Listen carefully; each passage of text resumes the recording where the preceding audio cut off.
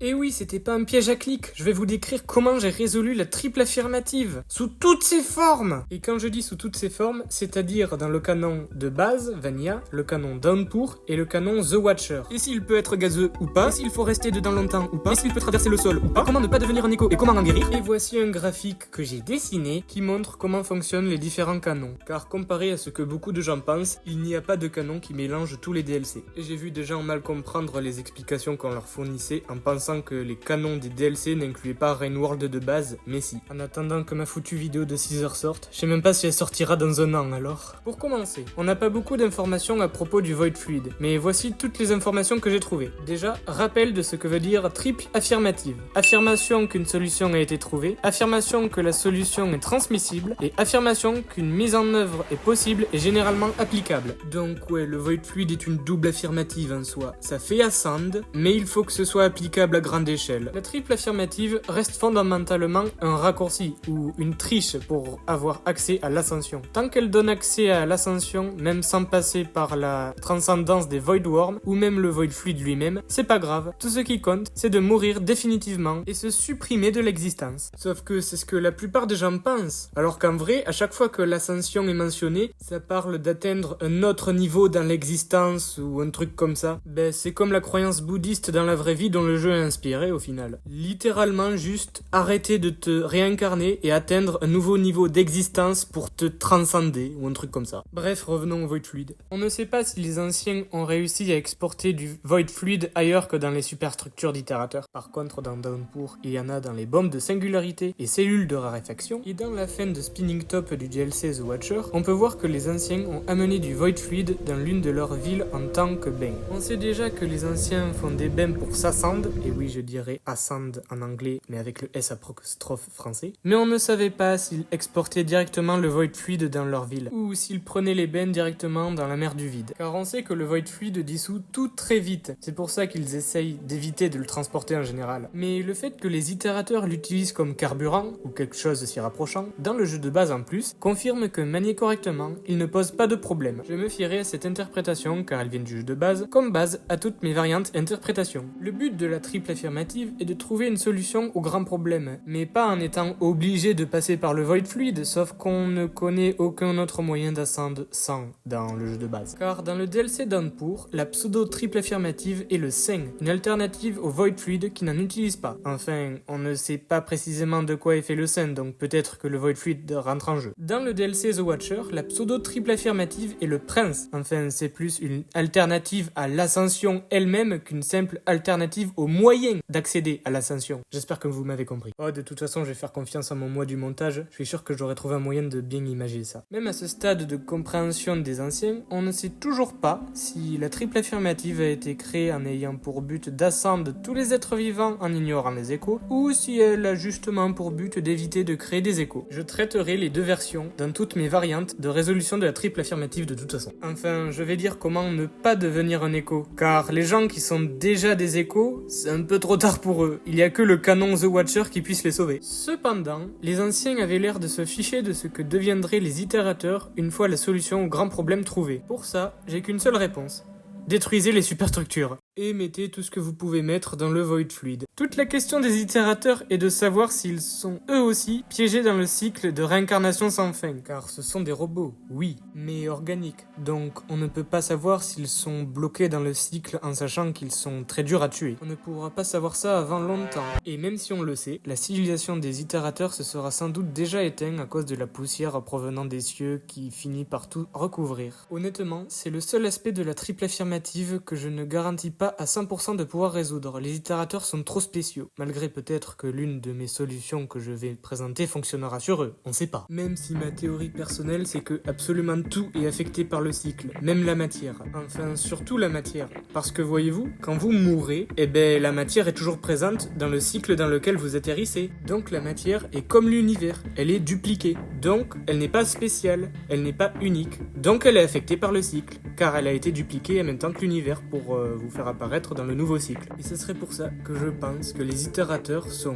comme tout ce qui existe, affectés par le cycle. Car ça aurait beau être des robots, tant qu'ils sont faits de matière, c'est affecté par le cycle. Et la pause Avant toute chose, il faut que je vous parle de la cosmologie dans Rainworld, parce que je pensais que c'était quelque chose d'acquis avec les vidéos sorties sur le sujet, mais visiblement non, et encore moins les Français. Donc laissez-moi vous en faire un petit résumé. Pour commencer, sachez que l'univers de Rainworld ne se déroule pas sur la Terre, ni même sur une planète, ni même dans l'espace, mais dans un firmament de la croyance bouddhiste. Un firmament ressemble à ça. La Terre est plate, entourée d'un dôme, malgré que les détails peuvent changer selon les interprétations. Les preuves qui disent que l'univers du jeu se déroule dans un firmament sont plus nombreuses que vous pourriez le croire. Déjà, pour commencer, argument numéro 1. Dans le jeu de base, le ciel peut sembler bizarre pour certains, genre moi. Car si vous regardez plus attentivement, la lune ne bouge jamais, elle n'a d'ailleurs pas de cycle lunaire. Mais les étoiles aussi ne bougent jamais, alors que si on était sur une planète, elle devrait au moins faire ce que l'on appelle une rotation d'étoiles. Deuxième argument. En sachant que Downpour a été créé par la communauté, ils pensaient certainement que le jeu se déroulait sur une planète en voyant la plupart des choses qu'ils ont fait et rajoutées. Mais pour moi, le plus notable serait l'ajout du cycle jour-nuit. Oui, c'est Downpour qui l'a rajouté. On pourrait penser que c'est simplement dû à la flemme des développeurs de ne pas l'avoir mis dans le jeu de base, mais ce qui change tout est que le cycle jour-nuit n'est pas dans The Watcher, en sachant que le lore de The Watcher a été fait par les développeurs de base. Ce qui est vraiment bizarre, c'est que vu que The Watcher reprend beaucoup de régions modées et des concepts et fonctionnalités de Downpour, ils auraient pu au moins reprendre le cycle jour-nuit, mais ils ne l'ont pas fait. Donc est-ce que nous sommes dans une sorte de jour éternel? Ça va en corrélation avec le fait que la lune et le soleil dans Signal Spire ne bougent pas. Ou alors évidemment, seconde théorie moins intéressante, c'est juste que les cycles jour-nuit sont beaucoup plus lents dans le jeu de base des The Watcher, mais bon, c'est moins intéressant. Troisième argument. Il y a beaucoup de commentaires de développeurs, et je ne parle pas de ceux que l'on peut trouver en jeu après avoir fait tous les challenges, qui sous-entendent que l'on n'est pas dans un système cosmologique habituel comme le nôtre par exemple. Exemple 1. Durant le développement du jeu sur le forum TicSource en 2015, un développeur a déclaré que l'univers du jeu ne se déroule effectivement pas sur une planète et que ce n'est pas un endroit sur lequel on peut aller avec un vaisseau spatial. Exemple numéro 2. Un commentaire plus récent, en 2019, où Joar répondait à quelqu'un sur Twitter en disant que la situation astronomique est super floue. Exemple numéro 3. Et encore un autre où toujours Joar répondait à quelqu'un qui demandait si les anciens étaient déjà allés sur la Lune sur un stream en 2019 et il a répondu qu'il n'en avait aucune idée mais que c'était une question très intéressante. Quatrième et dernier argument. Et enfin, la preuve ultime que l'on est bien dans un firmament, les firmaments cloud à Outer Rim dans The Watcher. Oui, t'as littéralement ça écrit dans le code comme nom pour les sprites de nuages à Outer Rim. Et en sachant que le lore de The Watcher a été écrit par les développeurs d'origine, je pense que nous sommes dans la même cosmologie que le lore Vanilla. Il y a juste Downpour qui est un peu spécial. Maintenant que j'ai fini de vous parler de la cosmologie, je vais vous parler de ma version de la triple affirmative. Et oui, Jamy, j'ai fait ma propre version. Plus j'avançais dans mes recherches et mes solutions différentes, plus je me rendais compte que je répondais à des problèmes que même les anciens ne voulaient pas résoudre ou ne connaissaient même pas l'existence. Oui, j'ai fait une meilleure version de la triple affirmative. Donc, affirmation que la solution est applicable à toute matière physique, être vivant, limace ancien et itérateur, ou comme la matière en général, poussière, terre, air, etc. Affirmation que la solution est applicable à toute matière spirituelle, écho, âme, void spawn peut-être. Affirmation que l'univers ne pourra plus jamais renaître, pas de support entre guillemets sur lequel la vie pourrait renaître. Et enfin, affirmation que la solution pourra être mise en œuvre non d'une manière générale, mais d'une manière totale. Cela ne doit pas être une grande partie de l'univers, mais absolument toute l'existence. Voilà, j'ai fini. Et oui, je répondrai à cette version de la triple affirmative boostée aux hormones, en plus de la triple affirmative originale évidemment. Ah, et j'ai pas mis affirmation que la solution a été trouvée et affirmation que la solution est transmissible parce que je trouve ça un peu débile. Si tu réponds à affirmation qu'une mise en œuvre est possible et généralement applicable, tu réponds automatiquement à tout le reste en fait. Mais pour que ce soit parfait, on pourrait rajouter affirmation d'Ascend en plus de l'espace, le temps. Mais je vous avoue que je ne sais pas trop comment rétroactivement appliquer la solution grand problème dans le passé, à part si les échos pourraient potentiellement aider, mais je sais pas. Donc ouais, j'ai la solution pour le présent, le futur, mais pas vraiment le passé. Et on peut reprendre la vidéo normale, car oui, à partir du moment où je parle de cosmologie, ça a été rajouté au montage. Revenons au Void Fluid. Ce que l'on pourrait imaginer, c'est qu'il fonctionne entre deux manières. Soit à peine une créature le touche, il s'accende, peu probable en sachant qu'on peut y entrer et en sortir comme on veut, dans le gameplay en tout cas. Soit on doit entièrement s'en immerger et attendre qu'il dissout notre corps et notre âme. Un peu plus probable, mais je traiterai les deux manières quand même. Premier chapitre, résolution dans le jeu de base. En commençant par le fait que, à peine une créature y touche, elle est ascend. Il suffit de récolter une grande quantité de void fluid, mais devoir faire vite pour pas qu'elle corrode son contenant. Puis, encore une fois je divise mon interprétation en deux, si le void fluid peut passer dans une forme gazeuse, en créer des nuages de la même manière que font les itérateurs pour faire pleuvoir, ça ascendra, la conjugaison, la plupart des espèces vivantes sur la surface de la Terre. Et ça atteindra également les cavités plus profondes car le void fluid finira par rejoindre le lac dont il est originaire. Mais si pour une raison ou une autre ce n'est pas le cas, ça prendra le temps que ça prendra, mais pour accélérer le processus, les itérateurs peuvent envoyer des choses dans les souterrains pour forcer les êtres vivants à sortir de leur tanière pour entrer en contact avec le void fluid. Ou alors on peut très bien faire l'inverse et amener le void fluid dans les cavités inférieures. Et je suis en train de penser, mais t'es même pas obligé de faire un jeu de gestion avec le void fluid parce que il dissout tout. Ça va juste créer un énorme lac, voire un océan par-dessus l'univers avec la pluie, et en dessous t'en as déjà un. Donc ça va faire un effet sandwich et le void fluid va tout dissoudre en haut et en bas. Personne ni aucune matière peut échapper à ça. Pour éviter de créer des échos, je suis extrêmement fier de ce concept que j'ai trouvé, il suffit de créer une mixture / médicament qui fait tomber en dépression, l'inverse d'un antidépresseur quoi.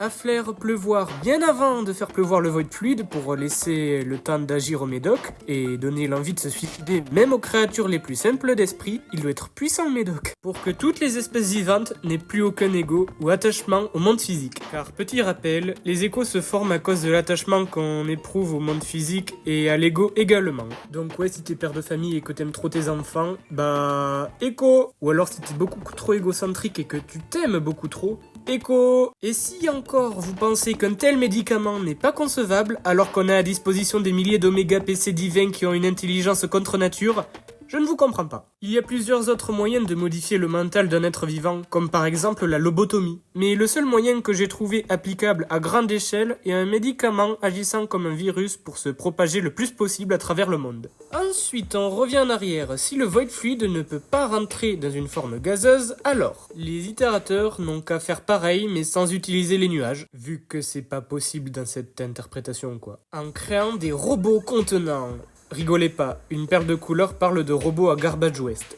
Récoltant le void fluid de la même manière que les itérateurs ont du void fluid dans leur superstructure. Car apparemment, de cette manière, le void fluid a l'air de ne pas trop dissoudre la matière autour de lui. Ces robots contenants, ou ça pourrait être n'importe quoi d'autre tant que ça arrive à transporter le void fluid, n'ont plus qu'à aller au niveau des nuages et faire tomber tout leur stock, puis on arrive à la même conclusion que s'il était gazeux. Et pour les échos, c'est la même solution qu'avant. Malgré qu'on est dans une autre sous-interprétation, les lois de la physique ne devraient pas changer concernant ça. Et on revient en arrière, en allant pour base à l'interprétation.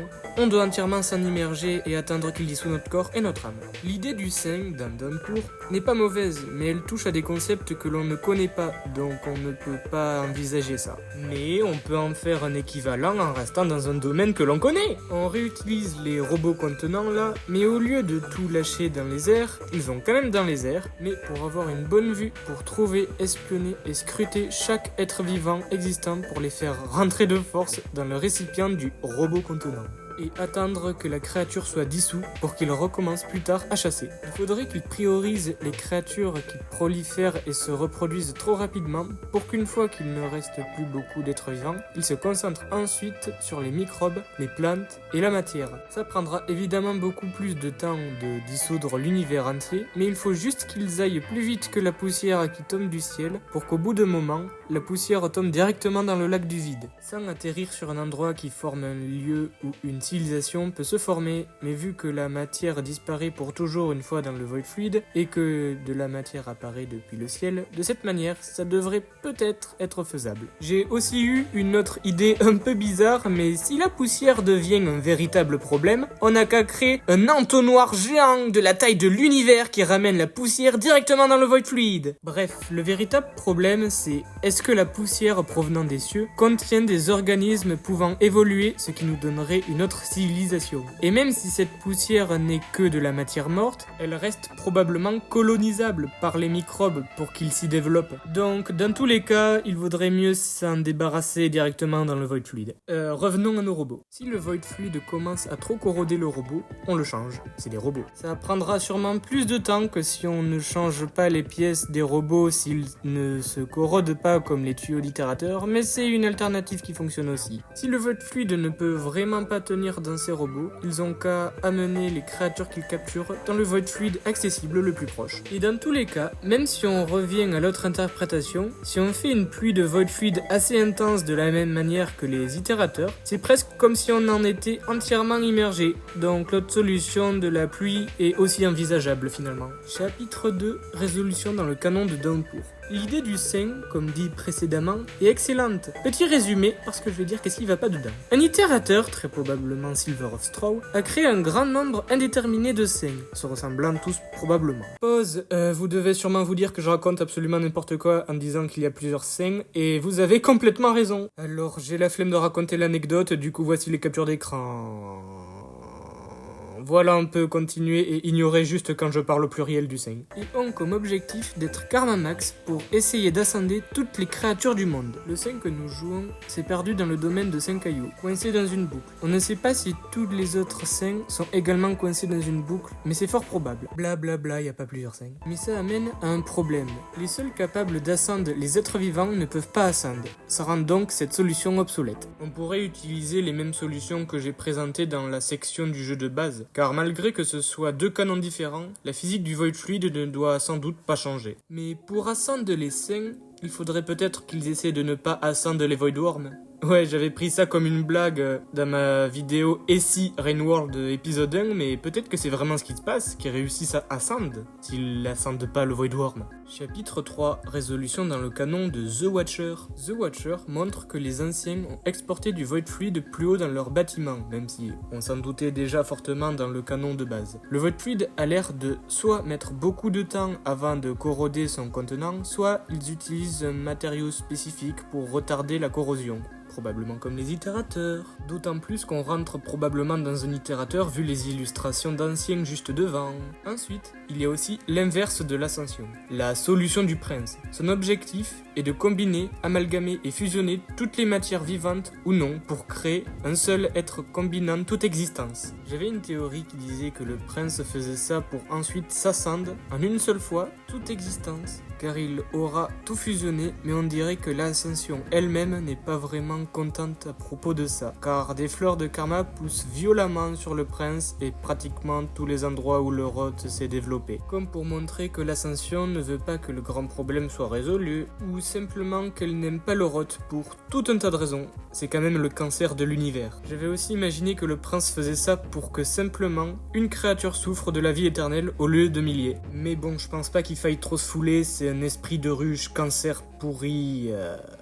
Ouais. Pour la solution à la triple affirmative, on peut prendre mes précédentes idées comme d'habitude, mais The Watcher introduit peut-être un multivers. On ne peut pas en être sûr à 100% car les différentes régions que l'on explore et corrompt peuvent très bien être des univers alternatifs comme des simples grands sauts dans le temps de millions d'éons. Donc si on veut effectuer des solutions à la triple affirmative, si c'est bel et bien un multivers, ça risque d'être plus complexe que prévu. Il faudrait espérer que les lieux que l'on explore aient les connaissances et ressources pour réussir la triple affirmative. La théorie à laquelle je crois le plus serait que si il y a vraiment un multivers, les autres univers seraient ceux qu'on voit en fond de cette cinématique. Ce sont plusieurs autres démons. Je pense que les régions dans lesquelles on va sont simplement d'autres endroits plus ou moins éloignés dans le temps. Et que ce sont d'autres lignes temporelles, mais pas comme on pourrait se l'imaginer, comme si c'était des univers alternatifs, non. Elles viennent toutes de la même ligne temporelle. Et c'est juste que lorsqu'une créature meurt, la ligne temporelle est divisée en deux.